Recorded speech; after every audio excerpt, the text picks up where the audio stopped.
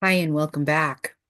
So this is part two to the video that I released yesterday, Spiritual Psychosis, Magic, Nuance. The first video was more of an overview, sort of a conceptual understanding. In this video, I'd like to get into some more details, some more examples, things like that. So thanks for joining me again. Please subscribe, like, comment, share. I am trying to get this channel going to start to shift some narratives, some dialogues in this realm. It's time. It's truly time to come into the remembrance of our power and who we are as source, as creator God. Um, it's time, you guys. And this doesn't mean that we're bypassing our experiences here. This doesn't mean that we stop the inner work. No, no. In fact, the sincere awakening path will not allow that, because if you are sincerely on the awakening path, everything that you're experiencing, you're looking at what it's trying to show you about who you are not, false self aspects, psyche fragmentations that are leading. And so if you are doing that work, that's amazing. But it's the identifications that we want to be looking at. So if we're identifying with some idea that we're broken and we're healing and we're so wounded and fragmented and everything's out to get us and everyone is out to get us. This is a victim consciousness that is not the truth of ourselves. It doesn't mean that you've never been a victim to some type of energy or energies. But what is most important here in this realm is how you see yourself. So, how you see yourself. If you have lower mind mental holography continuously running that is disempowering and telling you all the things that is wrong with you or are wrong with you, then that is how you are going to see yourself. And every single thing that you are interpreting out there in your external world is going to fit with that narrative.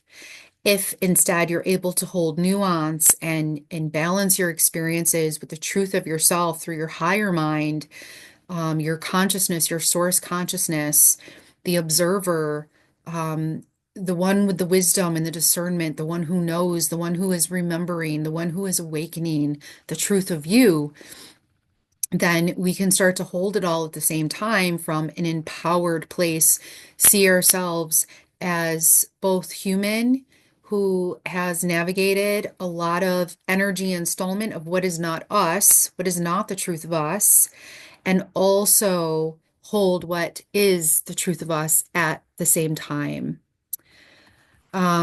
So with that said, that's just a little bit of an introduction here in terms of my purpose, my goal, if you will.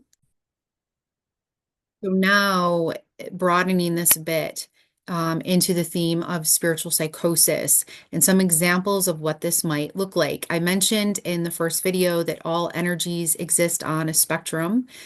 Um, all energies also have a light side and a shadow side, and you can use everything for you. That is what inner alchemy is. You use every single energy to benefit you, to remember more deeply who you are.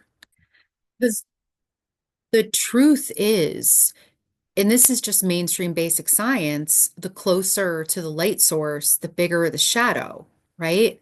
The closer to the light source, the bigger the shadow. You are the light source. You, you are the light source. So the closer that you get to you, to the true you, your soul, your individuated source stream, your powerful creator godness, the bigger the shadow will appear, the more can appear. And also, as we're accessing things that we've forgotten, like the fact that we are magic and the realm is magic, that's a lot for the brain to hold. It's a lot for the nervous system to hold. And then when we add in experiences, experiential traumas, attachment traumas, whatever it is that you've navigated in your particular journey, It's very understandable why we might, to use the pendulum graphic from the first video, start swinging a little too far one way or another. Okay. So I want to really preface with that anything but self-understanding, self-compassion, um, isn't in truth. It's just not. It's not based in truth, and truth is love. And outside of this realm, beyond this realm, your source stream, who you be, understands everything you've ever done, your thoughts, where everything has come from, with total unconditional love. And same for all other source streams too, even those who have fallen from unconditional love and act from what is not love. That's understood too. And you have the power to see it all as well. Okay. So So the truth of you, you are the light source. You are source. So then what is the shadow? What is the shadow of you? Well, the shadow is so many things. The shadow, for the sake of this video, I'm going to condense it to your subconscious mind or your unconscious mind. Okay. And your subconscious mind holds what lingers in the dark. So that could be all manner of things. And I really want to emphasize this. Yes, it holds your childhood memories from this incarnation. It also holds all your source memories, your soul memories, and the knowing of who you are and what this realm is and what's beyond this realm and all the experiences your soul has ever had. So, so it holds your unintegrated psyche parts, okay, those parts in your psyche that you're not aware of, that have very strong beliefs, that hold fear, shame, um, so many different types of wounds, okay? Experiences that created beliefs that you are alone, that you are abandonable, that you are unlovable, that you are rejectionable. I think that's a word. Um, it holds all of those psyche fragmentations, but it also holds the memories of the truth of you beyond, above, expansive to, deeper than all of that. So the closer that you get to the light of your remembrance, the more the darkness will appear within and without as an alchemical backdrop. Okay, functioning so you can see yourself and all else. Okay, because with that shadow there, that light is going to be that much brighter, right? So I want to say that again, the closer you get to the light of remembrance, okay, and this is not going to look the same for everyone. You know, I've been walking this journey for many, many, many years and navigated several various versions of dark nights of the soul because they can look different inside different contexts, different experiences.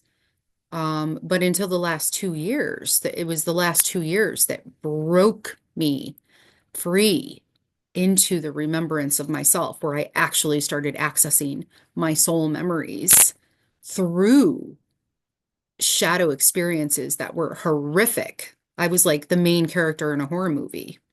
Okay. Doesn't have to be that way. Okay.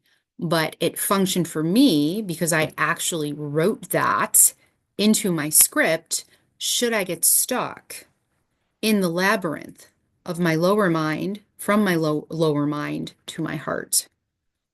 Okay. So it was just like, okay, enough. We're activating this now. We're bringing this in um, as a way that would function to assist me, so that I could actually start to really remember. Prior, I thought I was in the heart space, but I was still, um, interpreting things, interpreting myself in ways that were disempowering. Okay. And it was time to move beyond. What this means, because the shadow functions for the light to be seen, for you to be seen, okay, is a lot of what you think and feel and believe that is either not true or inverted or disempowered will be seen or illuminated, okay, via the shadows that create the tension for the light to be accessed. So, across a whole spectrum of what this might look like, we might have on one end some ideas that I spoke about yesterday in part one relating to nihilism, the opposite of being, okay, the opposite of you, severe depression, suicidal ideation, just giving up, not, why am I here? What is the point of all of this? Okay. Depression and anxiety is always a spiritual event, always. Okay. My graduate work is in clinical mental health counseling, but I don't work as a licensed therapist or within that realm for a reason, because I know that how we see ourselves and what we identify with about ourselves creates our entire experience here. So we want to choose it with intention, consciously. Okay. And sometimes we're not ready for that yet, and that's okay.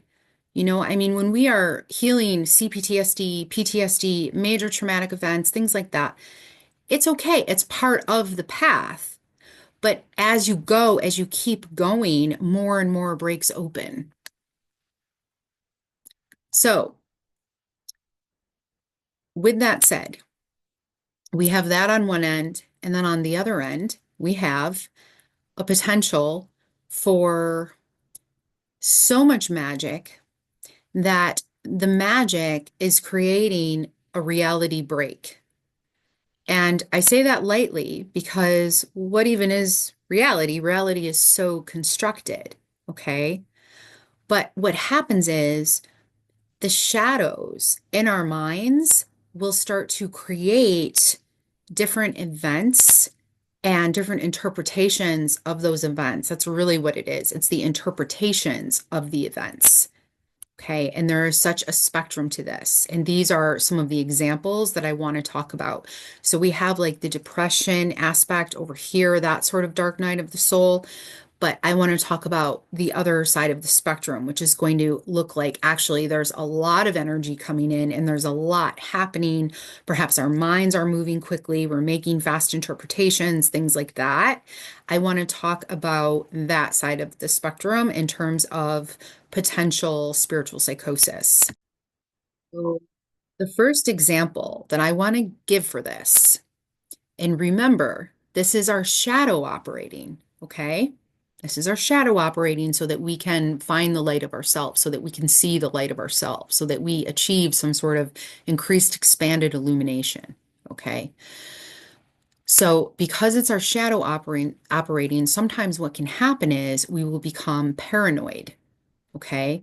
And in this sense, because I could go in several different directions with this, in this sense, I'm going to relate it to um, other people around us, humans around us.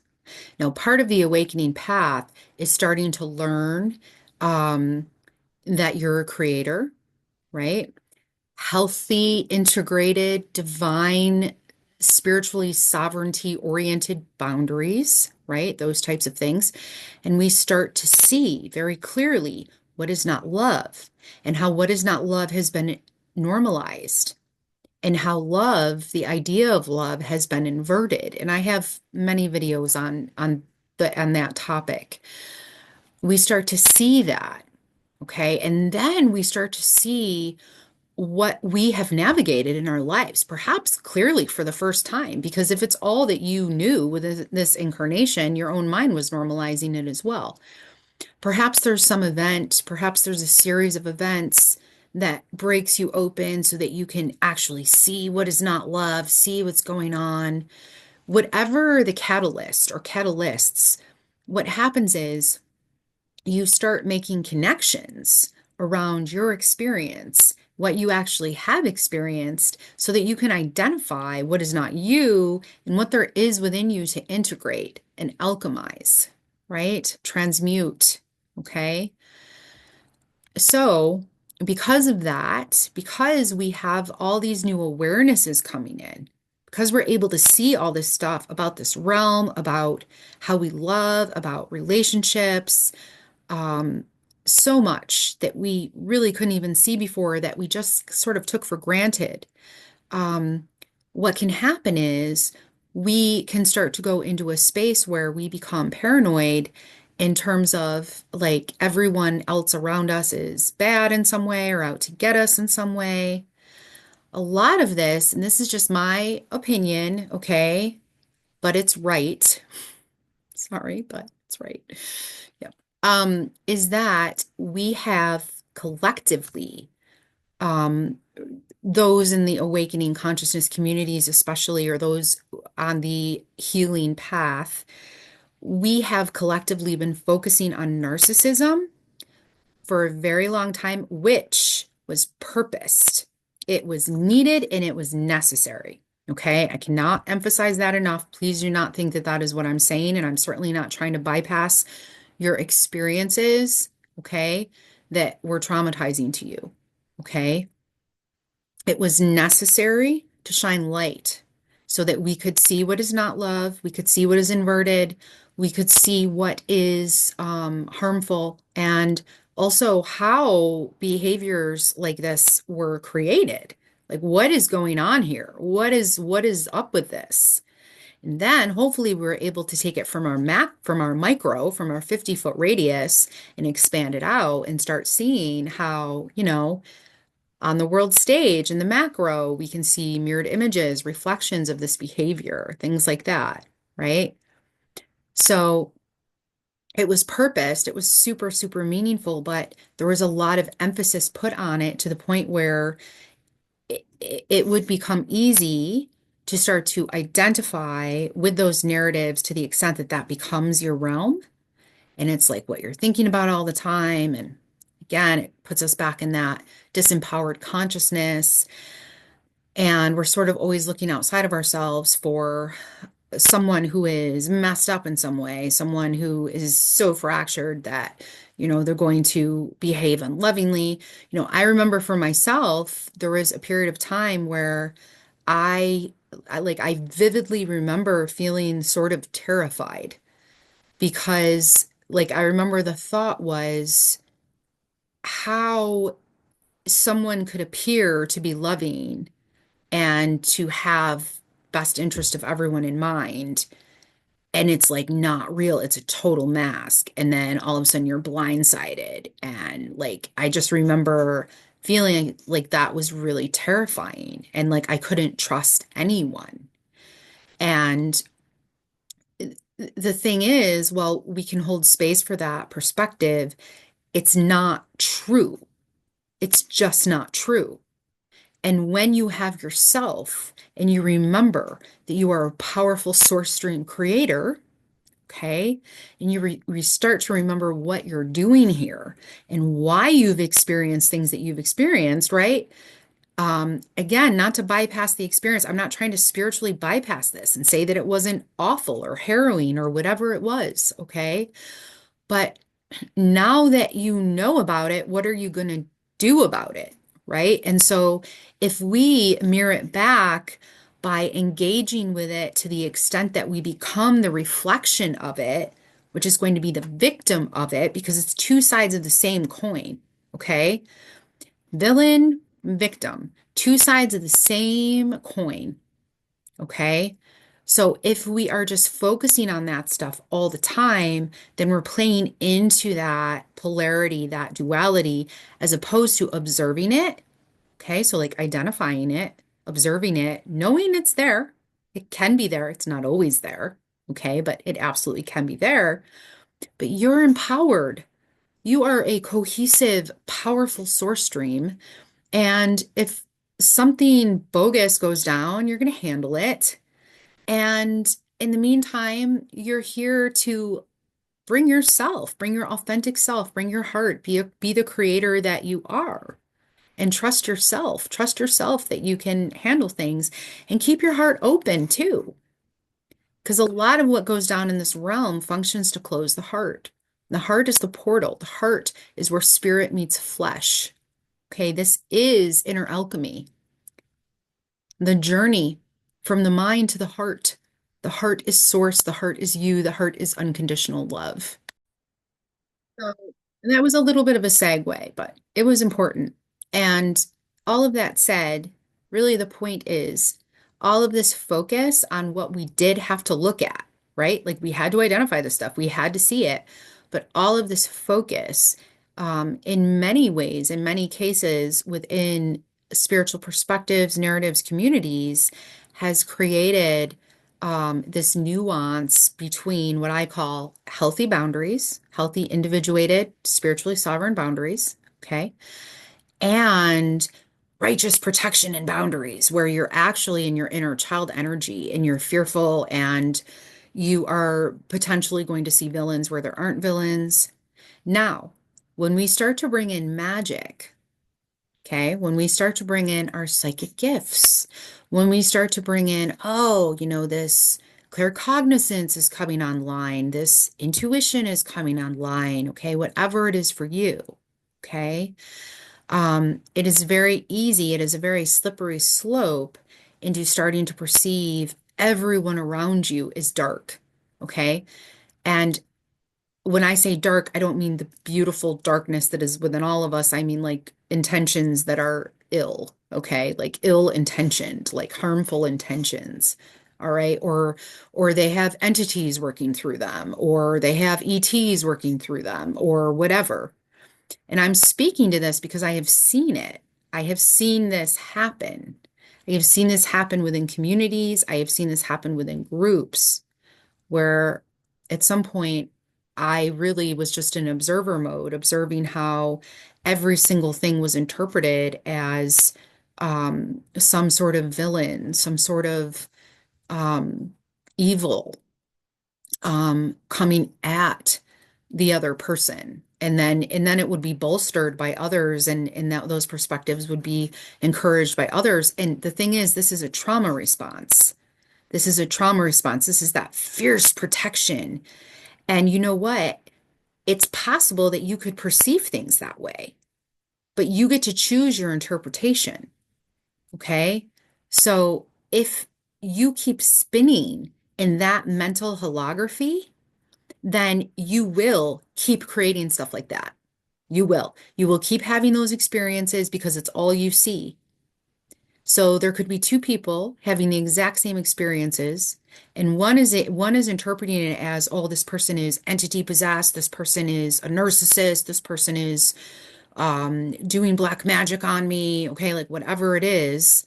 And now I'm under psychic attack, and I lost my house, and my car broke down, and then I lost my job, and my mother hates me, and blah blah blah blah, and on and on and on. And another person could be navigating the exact same thing and have no awareness for any of those concepts even, and they won't even see it that way. It would just be like, well, okay, this person has some wounds. I see what's going on here. I'm going to create some boundaries. Oh, I lost my job. Maybe it's because this job isn't for me. Maybe there's something more expansive for me.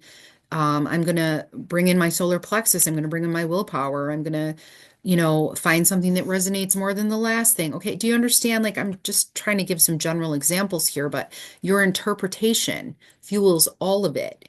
But as the magic comes online and our psychic gifts are also expanding, increasing like crazy, it's really, really easy to, due to our shadows, due to our subconscious mind, our unintegrated trauma, psyche energies, our inner child, you guys, like it's nobody's fault. The last thing I want to do is shame anyone. Okay. It's really, really easy to keep feeding into those narratives. and it's going to disempower, it's going to keep us from our power. And there are teachers that teach this stuff too, and they mean well. I know that they actually really mean well. They really think that they're helping. And it doesn't mean that there aren't also energies that are service to self. There are. There are. But if you're engaging with them to this extent where it's like, I'm always defending myself, I always have to protect myself, everything's out to get me all the time. Um, no matter what, there's no way about it. That is what you are going to keep experiencing because that is how powerful your mental holography is. Okay. So whether it's that everyone is a narcissist, which by the way, we all are running narcy scripts in this narcy system until we're not, until we do the integration work. And of course, there is a spectrum to these things. I understand that, but it's true. Either everyone's a narcissist or, people are possessed with entities or people are doing black magic on us all the time, all of those types of perspectives, or we are empowered, powerful source creator gods, goddesses. Through the use of our wisdom, our discernment, our experiences here, our higher minds, we're able to identify when things are inverted, when things are not love, when things are pathological, when things are operating in a way that does not benefit. Okay. We are able to observe that, but not get sucked into the narrative of it because you just lost your life. It's a trap. It's a trap on the awakening path. It is a major trap on the awakening path. The ability to observe, okay, and discern and then choose where you put your attention, where you pay attention, that is your currency here, will create what comes next. Now, all of that said, if you have been in a space like that, or if you're in a space like that now, it's not in vain. It's perfect because remember, you are the light source, and they're closer to the light source, the bigger the shadow. Okay. So you can absolutely use those spaces as an alchemical backdrop to assist you in that journey from the mind to the heart. Okay. Where you're trusting yourself, what you see, and you're coming out the other side of it. And you come out more in your heart space, more unconditionally loving for yourself and more understanding and unconditionally loving for the mental holography of others and how it's playing out based on the trauma installation programs, the attachment wounds, everything that goes on in this realm. Okay. So that's sort of like the human aspect. And, I did bring in some hyperdimensional aspects as well, but there is such a spectrum to this. Okay, such a spectrum to this. Because you are a source, creator, God, Godhead. Okay. Your mind is so powerful that if you have had certain beliefs for years, if you have been in a lot of emotional pain, okay, if you have felt isolated, unloved, abandoned, unseen, misunderstood, in so many ways through so many sources again and again and again and again and again, it is not unlikely that we will have a lot of thought forms around us, energy thought forms. We might call them egregores. Okay. And a lot of times these are going to be the things like, for example, even if you, let's say you astral project or your consciousness is leaving your body, and you have memories of things, during when you're sleeping, your physical body is sleeping. A lot of times you might remember dark things that are like scary to you. And generally speaking, those are your own thought forms, your own subconscious, unconscious psyche, unintegrated energies that it's sort of like you have to get through. And then if you don't have fear, okay, and you can get through those spaces, you end up on the other side. And on the other side is the light, okay? So it's sort of like a second matrix. It's like the way that I have observed this and even experienced it myself. Okay, when you get to a certain point on this awakening path, you break free of the matrix, but then there's like this second matrix. Now, the second matrix could be, rabbit holes that are more external, where it's like you're just, doomsday narratives, all that kind of thing. But it also can happen in an internal way in your own realm, where it's like your realm itself, your realm, your 50-foot radius experience of your life gets breached. It gets literally breached. Okay. And breached by so many possibilities. Okay, but forces, if you will. And you have complete power over that because it's all interacting with your blind spots, your trauma, your subconscious mind, your beliefs about yourself, your fear and your shame. Fear and shame, big ones right there. Fear and shame.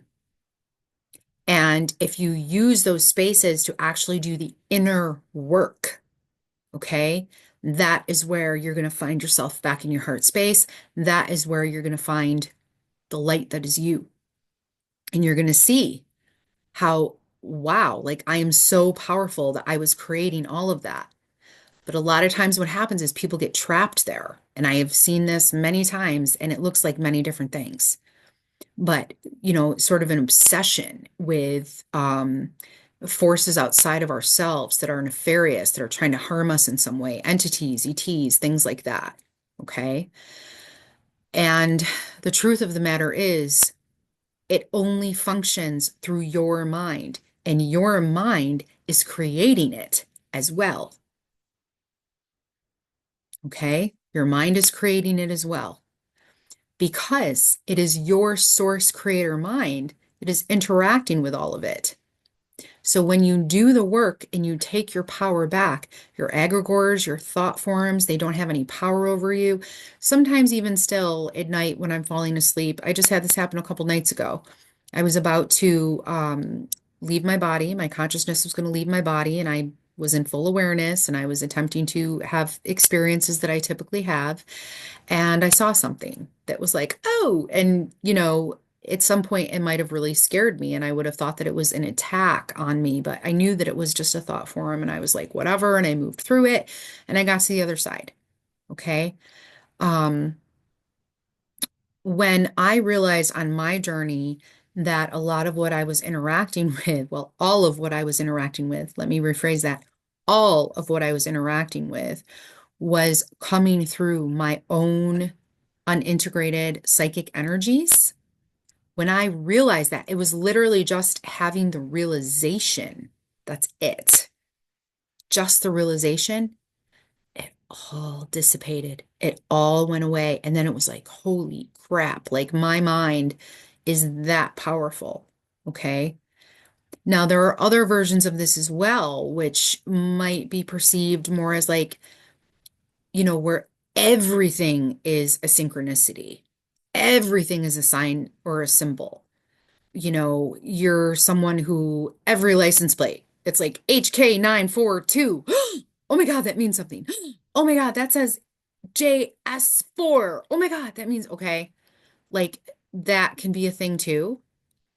Don't get me wrong, you are going to be experiencing a lot of synchronicities at times, a lot of magic, a lot of codes, a lot of clues, and it's going to be different for everyone. Okay. The way that it comes in or what it looks like. All right. I could share mine here. I'll save that for another video. But for you, I was having a conversation this morning with a client. She was telling me about how she used to always pick her scabs when she was little. And it was sort of like a metaphor for something. I'm not going to go into the whole thing, but a few hours later, she messaged me. She was teaching, substitute teaching a science class, and on the curriculum was scab picking. Okay. So scab picking comes up 2 times in one day. That was a synchronicity for her. That was real. That was magic. That was shining light on some sort of thematic alchemical work that she is doing right now. Okay. Also, sign synchronicities showing up. just to let us know we're supported. Your source stream interacting with you, your friends, your homies on the other side interacting with you. Okay. But that is to be differentiated from sitting around all day, talking to light beings and only doing what they tell you to do and all that. Like you are an individuated source stream. You are the creator here. Nothing and no one is above you. Nothing and no one is above you.